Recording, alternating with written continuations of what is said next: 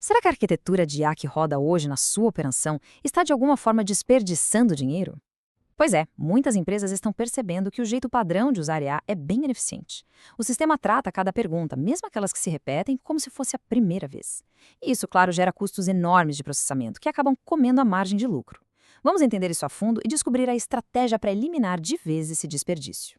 Bom, nosso roteiro hoje é o seguinte. Primeiro, a gente vai diagnosticar esse tal custo oculto da IA. Depois, vamos direto para a solução, o cache semântico. Na sequência, a gente quantifica o retorno, tanto em grana quanto em velocidade. E, claro, vamos explorar onde essa ferramenta funciona super bem e onde ela pode ser um perigo. Também vamos ver como gerenciar os riscos e, por fim, dar uma espiada no futuro com uma arquitetura híbrida bem inteligente. Então, para começar, o ponto aqui não é técnico, é financeiro. Existe um ralo invisível de dinheiro nas operações de IA que precisa ser fechado e para ontem. Olha que interessante isso aqui. A gente tem duas perguntas que, no fundo, querem dizer a mesmíssima coisa. Como eu reseto minha senha e esqueci minha senha, o que eu faço? Mas o sistema trata as duas como problemas completamente novos. Cada uma delas vai lá e aciona uma chamada caríssima para um modelo de linguagem gigante na nuvem. É o puro suco do desperdício de recurso e, no fim do dia, de dinheiro. E a escala desse problema é gigante. Pensa em sistemas internos, como copilotos de RH ou TI. Nesses casos, até 40% do que as pessoas perguntam tem a mesma intenção. O que isso significa na prática? Que até 40% dos custos com IA podem estar basicamente pagando por redundância, respondendo a mesma coisa várias vezes, sempre com custo cheio.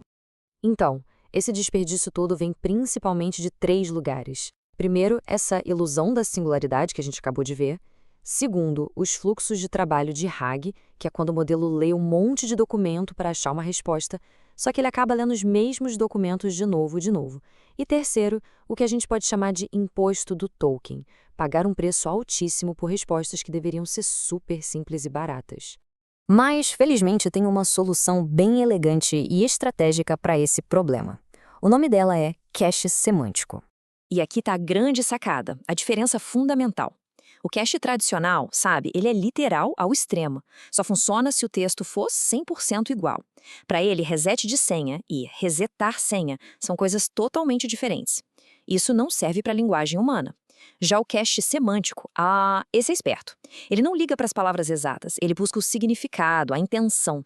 Ele entende que as duas frases são, na prática, o mesmo pedido. E a mágica acontece de um jeito bem simples, na verdade. A pergunta da pessoa é transformada numa representação matemática que a gente chama de vetor. Aí, esse vetor é usado para buscar num banco de dados outros vetores parecidos que já têm uma resposta pronta. Se a semelhança for bem alta, tipo mais de 95%, a resposta é entregue na hora. Simples assim. Nenhum modelo caro é acionado e a economia é imediata. Tá, mas e na prática? Vamos ver agora como tudo isso se traduz em benefícios reais para o negócio, que é o que importa no final das contas. E olha, os números são de cair o queixo.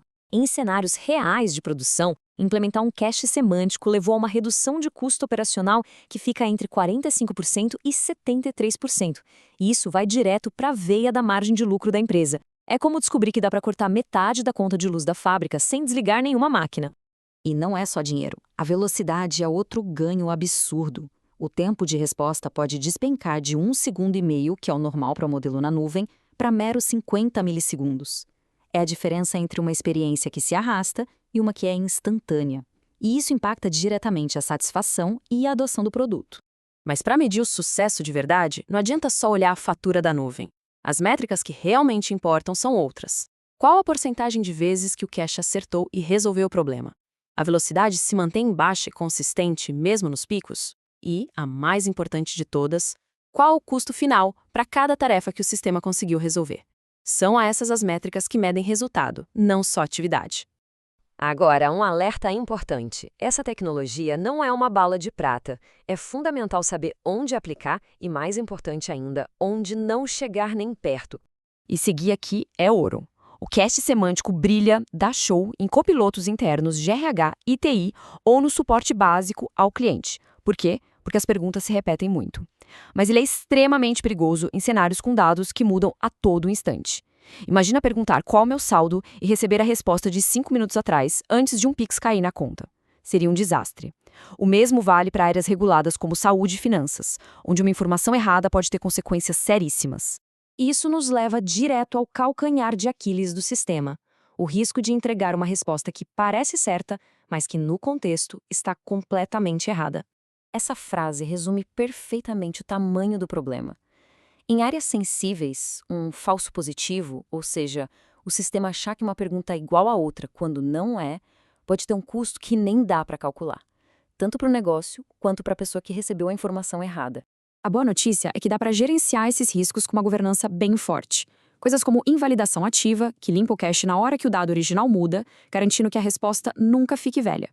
Usar um LLM como juiz, que é basicamente ter um modelo super potente auditando a qualidade do cache o tempo todo. E, claro, a separação de contexto, para garantir que os dados de um cliente nunca vazem para outro. Isso não é opcional, é obrigatório para uma implementação segura. Mas olha, o cache semântico é só a primeira linha de defesa. A estratégia de verdade, a mais avançada, vai além, criando uma arquitetura de IA que é inteligente de ponta a ponta. A próxima peça do quebra-cabeça é o que chamamos de Edge AI. A ideia é bem simples, usar modelos de linguagem menores, mais leves e eficientes para resolver as tarefas que o cache não pegou, mas que também não precisam da força de um modelo gigante. Isso tudo acontece pertinho do usuário, em dispositivos ou servidores próximos, o que evita mais uma chamada cara para a nuvem e mantém os custos e a latência lá embaixo.